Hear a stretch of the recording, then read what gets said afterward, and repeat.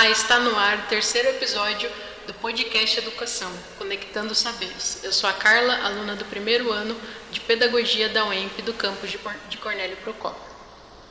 Hoje vamos conversar sobre um tema fundamental e ao mesmo tempo ainda cercado de silêncios e preconceitos, que é o gênero e sexualidade no ambiente escolar.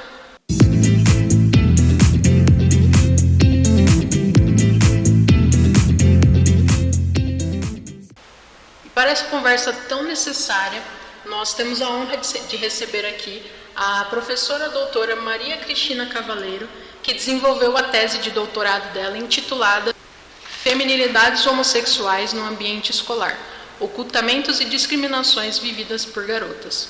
A pesquisa é profunda e sensível, abordando as vivências de garotas lésbicas, homossexuais e bissexuais no espaço escolar. Uma realidade ainda marcada por invisibilidade e silêncio. Professora, seja muito bem-vinda. É uma honra ter a senhora aqui para falar um pouco sobre esse tema tão importante. Agradecemos a senhora ter aceitado o nosso convite.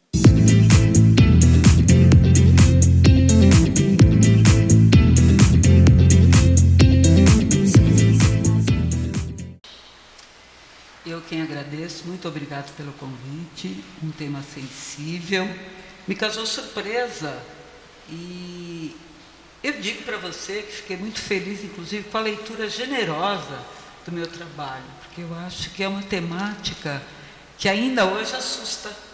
Então, ter uma aluna do primeiro ano lendo com tanta sensibilidade o meu trabalho, de uma forma tão acolhedora e revelando no meu próprio trabalho potencialidades, isso me agradou muito, né? Eu acho que é uma temática ainda importante, um trabalho que tem 15 anos, e todo o trabalho é datado, mas uma temática muito importante para o ambiente escolar, ainda vejo como necessário, especialmente, acho que na última década, né, frente às discussões que nós tivemos não só nas escolas, mas especialmente no país, né, movimentando um pânico social, um pânico moral, sobre essas discussões de gênero e sexualidade na escola, e aí revela a importância disso para o ambiente escolar, né? Porque a gente tenha mais justiça no ambiente escolar e mais justiça para todos, né? Porque é um equívoco a gente achar que são só as sexualidades minoritárias, como a gente costuma pensar, ou as sexualidades dissidentes que dependem dessa discussão. É uma questão de justiça social para todos e todas, né? Então, eu que agradeço muito esse convite de vocês. É uma honra para a gente. Bom, vamos lá começar com as perguntas, né? Você desenvolveu uma pesquisa qualitativa muito rica em uma escola pública da cidade de São Paulo, focando nas experiências de jovens entre 16 e 17 anos que se identificam como lésbicas, como homossexuais e bissexuais. Como foi para você conduzir uma pesquisa de campo em um ambiente onde a sexualidade não heterossexual é frequentemente invisibilizada? Eu acho que para contextualizar de uma forma interessante, eu preciso dizer como eu cheguei nessa escola, um dado curioso. Eu trabalhava na Fundação Santo André e uma colega diretora de uma escola, dessa escola que eu fui fazer a pesquisa, chegou uma manhã e disse, olha, aconteceu um fato curioso numa escola. Uma garota que namorava com outra, numa homenagem, Dia dos Namorados, inclusive, que era como hoje, né, 12 de junho, só que de 2006, se não me engano, 2005, contratou um caminhão chamado Loucuras de Amor. O caminhão parou em frente à escola, uma escola de ensino médio, na Zona Leste. Toda a escola foi para frente dos muros lá, e uma garota ofereceu uma taça de champanhe para outra para comemorar, né? Imagina a polvorosa que ficou na escola. Nossa. E eu falei, bom, tudo bem, festa para lá, festa para cá, me interessa saber o the day after, o que foi o dia seguinte, né? Pensando exatamente que não é alguma coisa que todo mundo festeja assim tão tranquilamente, né? Acho que as duas festejaram, mas o que tem a mais nessa festa? Aí me chamou muita atenção e pensei, vou pensar num projeto, né? Esbocei um projeto e fui para doutorado, né? Passei na prova do doutorado e aí comecei a esboçar, com algumas alterações, o processo de entrada em campo, que não foi muito fácil também. Entrar em campo na escola, você tem que ter autorizações, você tem que criar alguns vínculos, né? Eu não podia chegar na escola com uma placa, garotas lésbicas, bissexuais, tem um aqui, então tem um certo cuidado, né? Para a gente fazer pesquisa. Isso. Mas eu consegui ficar 3 meses na escola colhendo dados, observando, conversando. Foi um pouco por aí. Outra questão que me chamava muito a atenção é que em 2004 a gente já tinha uma pesquisa da Unesco dizendo sobre a violência no espaço escolar. E a homossexualidade ganhava um espaço tremendo nessa pesquisa, dizendo, olha, pais, mães, familiares não queriam estudantes homossexuais na escola como amigos de seus filhos e filhas, professores não queriam, estudantes não queriam. Então a gente tinha uma movimentação na escola de rechaço. Tanto é que em 2004, também o Brasil inaugurou o programa Brasil Sem Homofobia, né? Que inclusive depois deu origem ao kit anti-homofobia, que eu tive o prazer de ser uma das que escreveu o caderno, que infelizmente depois foi catapultado por um determinado deputado federal que cunhou de kit gay.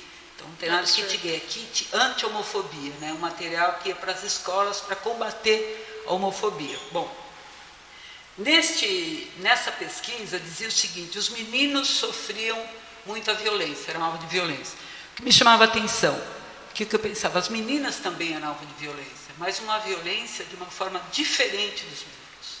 E eu queria descobrir como é que se dava isso no cotidiano da escola, né? Pesquisar e conversar, para isso precisava pesquisar e conversar com essas meninas. E foi isso que eu fiz, né? A partir do projeto de campo, consegui autorização, inclusive do Comitê de Ética da USP, para fazer entrevista com as meninas menores de 18 anos, que eram alvo de vulnerabilidade. Foi uma questão polêmica, porque eu pensava o seguinte, como que eu posso pedir autorização para pai e mãe, se isto é alvo de vulnerabilidade na própria residência, com os responsáveis, né? Isso quando eles sabiam, né? Isso, porque muitas vezes é mantido segredo, sim, a maioria das vezes, né? Então, nós consegui isto e entrevistei as meninas, a gente chama de bola de neve, né? Uma menina indicava a outra e eu conversava, né, no espaço em separado, e eu colhi muitas informações interessantes, né? Por exemplo, uma das meninas tinha uma namorada na escola e a escola sempre proibia essa menina de namorar. E eles diziam o seguinte, é para te proteger. E a pergunta dela era a seguinte, bom, ela era sempre chamada à direção da escola para conversar. E ela trazia a seguinte indagação, se eu sair agora para o espaço do intervalo, o recreio, chamado recreio, tem menino e menina namorando, por que eles podem e eu não posso? Ela estava exatamente perguntando sobre a homofobia ou lesbofobia, né? Que é o impedimento da expressão pública do afeto. Exatamente era isto que elas estavam perguntando. Então, assim, o que nos revela? A escola não pode proibir, a escola tem que educar. A escola tem que problematizar isto para dizer, olha, se é o direito de um, é o direito de todos. Você tem o direito individual e o direito coletivo. Você não pode bloquear a expressão de afeto para uns e não para outros. Como que fica a cabeça de jovens, de adolescentes com isso, né? Então, é um processo longo, acho que a pesquisa trouxe dados muito interessantes, né? E dá para entender a dificuldade de professores e professoras, especialmente ligado à ausência dessas discussões nos cursos de formação. A pesquisa não foi para responsabilizar professores, né? Mas foi para problematizar e dizer, olha, a gente está discutindo uma questão de direito à educação, porque as jovens e os jovens são expulsos da escola, porque não conseguem encontrar na escola um espaço de acolhimento, né? Um espaço de se sentir bem, né? Se sentem abjetos, se sentem não pertencendo, né? E você não fica num lugar onde você não pertence, onde você tem que ficar escondido, né? E elas tinham muitas estratégias, né? Bem interessantes, né? Muito interessantes as estratégias que elas tinham para vivenciar, né? Aquilo que era do desejo. Sim. para conseguir viver o que elas queriam, né? Sim. E o que elas sentiam, Sim. de fato. A escola atua muitas vezes, até sem perceber, na reprodução de normas heteronormativas. Você pode nos explicar, até para quem está acompanhando aqui com a gente, o que é a heteronormatividade e como que ela aparece no ambiente escolar? Até você já trouxe um pouco disso, mas vamos falar um pouco mais do conceito para que fique mais claro para a nossa audiência. Sim. A heteronormatividade ou heterossexualidade compulsória é a ideia que todo mundo é ou deveria ser heterossexual. Então, por exemplo, quando eu vou ministrar algum curso, uma conversa, as pessoas costumam perguntar, mas o que faz uma pessoa ser homossexual? Aí eu pergunto, né? Por que ninguém pergunta o que faz uma pessoa ser heterossexual? Sim.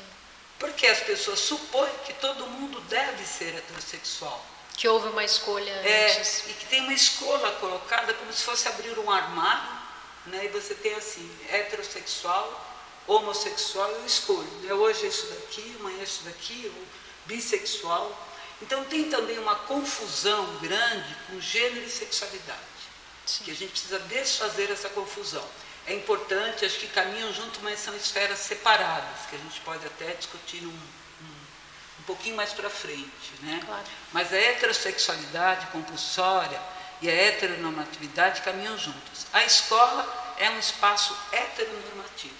Né? Esse exemplo que eu dei da regra, que as meninas não podem namorar, é heteronormatividade. Né? A norma é que heterossexuais possam namorar. Para as meninas ou para os meninos não é permitido. Agora veja que paradoxal. As meninas, adolescentes, podem andar abraçadas. Isso é incentivado. Olha, uma amizade, olha que linda amizade, que bom, elas têm afeto. Os meninos não podem. Sim. Vejam como a heteronormatividade ela é prejudicial. Os meninos são obrigados a conter os afetos. As meninas, elas podem expressar os afetos até um determinado limite. Sim. A partir dali, elas têm que ocultar. Vejam que confusão que fica na cabeça das pessoas por conta de uma regra que é arbitrária, mas que tem sentido numa sociedade que é homofóbica. Quando eu fiz a minha pesquisa, o conceito mais palatável era o de homofobia, a rejeição à sexualidade não normativa e as formas de expressão de gênero dissidentes. Hoje a gente tem o conceito de LGBTfobia, né, que é mais amplo, entendendo que fobia não é individual. A ideia de fobia ela é coletiva, não é, por exemplo, medo individual de elevador, medo individual de lugar fechado.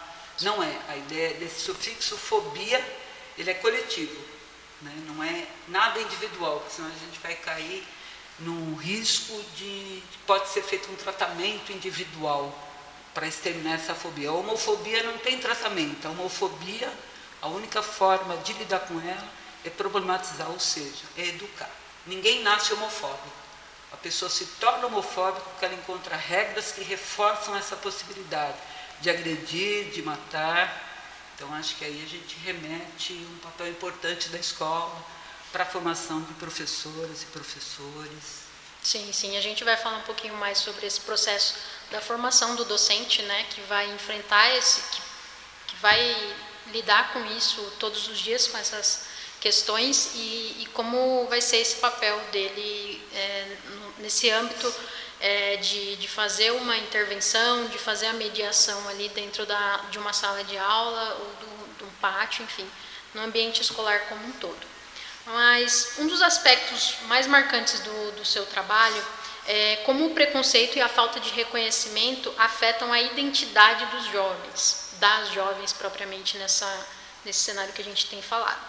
Quais os impactos você observou em suas trajetórias escolares e subjetivas? São muitos, né? Você tem desde... Primeiro que é muito dolorido a construção da identidade. Nós construímos a identidade a vida inteira. É equivocado a gente achar que a gente constrói a identidade só durante a juventude. e ela fica cristalizada. Não, a identidade é dinâmica. A gente constrói a identidade o tempo todo, ela tem um polo dinâmico, né?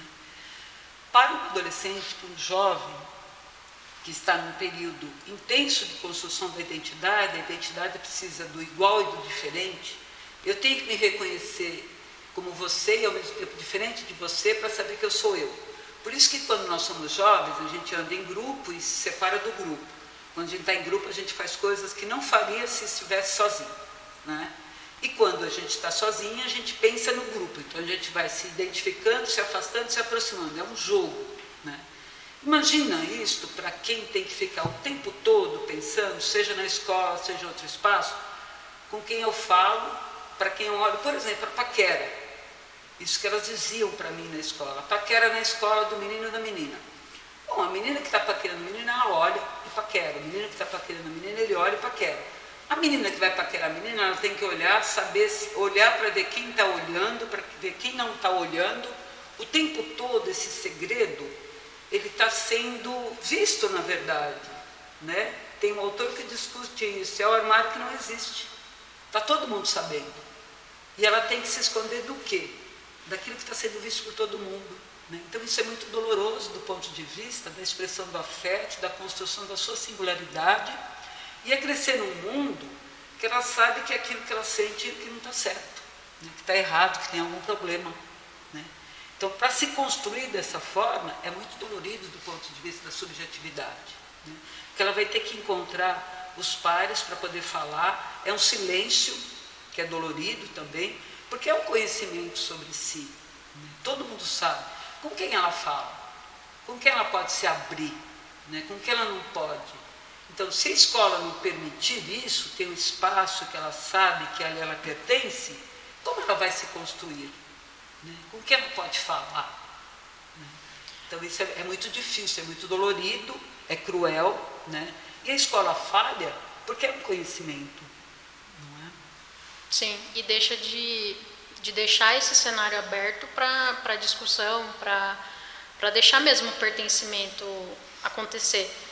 Principalmente porque a gente vê que muitas vezes dentro de casa isso não acontece, né? E aí você vai para a escola muitas vezes como um lugar de refúgio, você passa horas ali do seu dia e você sendo excluído, passando por esse cenário doloroso e que muitas vezes é guardado todo para você, né? E como que você vai lidar com isso? Quando você traz a questão de ser uma questão paradoxal, imagina isso na cabeça de um jovem, de um adolescente, de uma adolescente que está começando essa vida, experimentar, ver os desejos aflorando ali, e ela começa a se deparar com questões de eu posso isso, não posso olhar, posso olhar, tem gente me observando, tem gente que não aceita isso, enfim.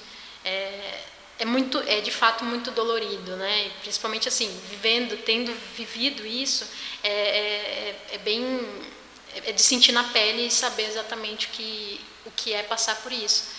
Então, a escola, a formação, os professores, os educadores como um todo, porque na escola o professor ele é um dos agentes, né, que promovem a educação e a formação.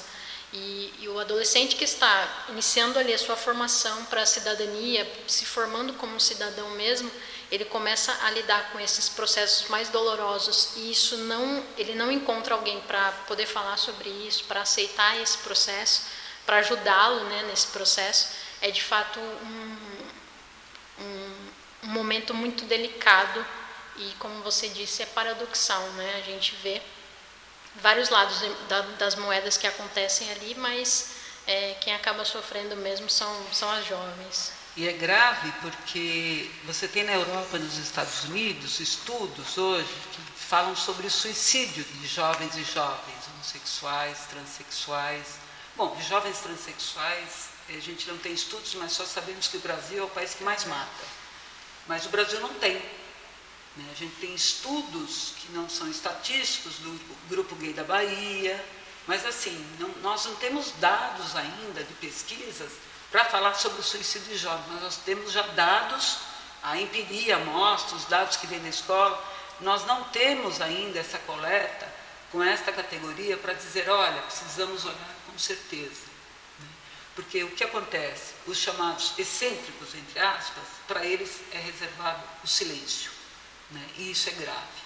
E isso a gente tem que conseguir retomar e considerar uma responsabilidade social nossa, responsabilidade social da escola.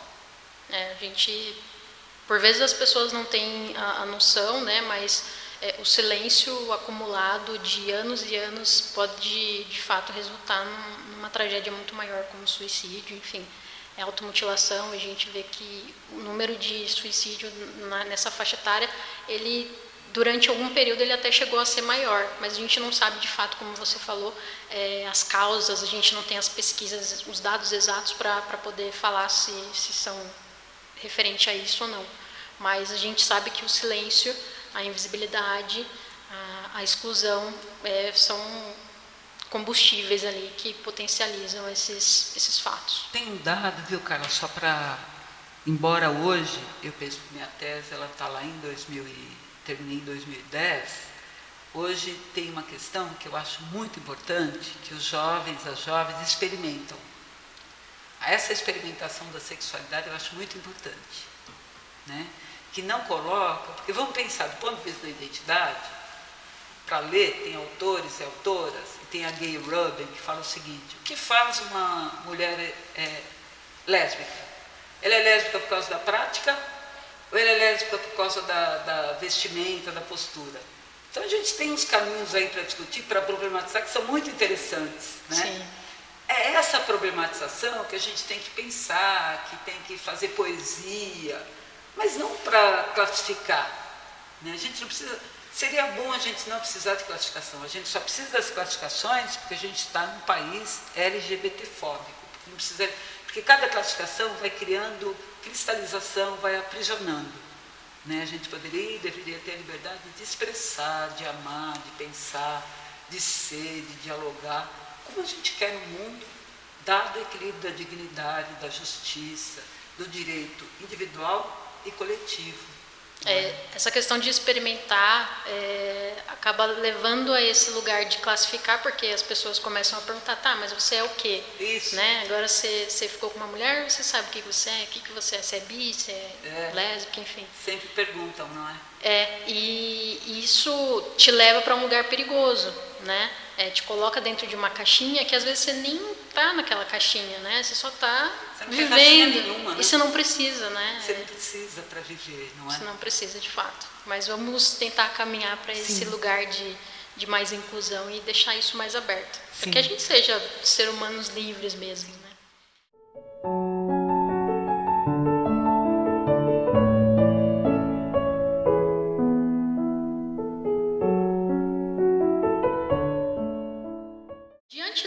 Dessa repressão e do silêncio que a gente tem falado, na sua tese você aponta que tem algumas estratégias para resistência, até para sobrevivência. Vamos falar de sobrevivência, né? Porque eu acho que isso é o que a gente viveu e que essas jovens também viveram, e eu queria que você falasse um pouquinho quais foram essas formas de enfrentamento que essas jovens encontraram quando você fez a sua pesquisa de campo.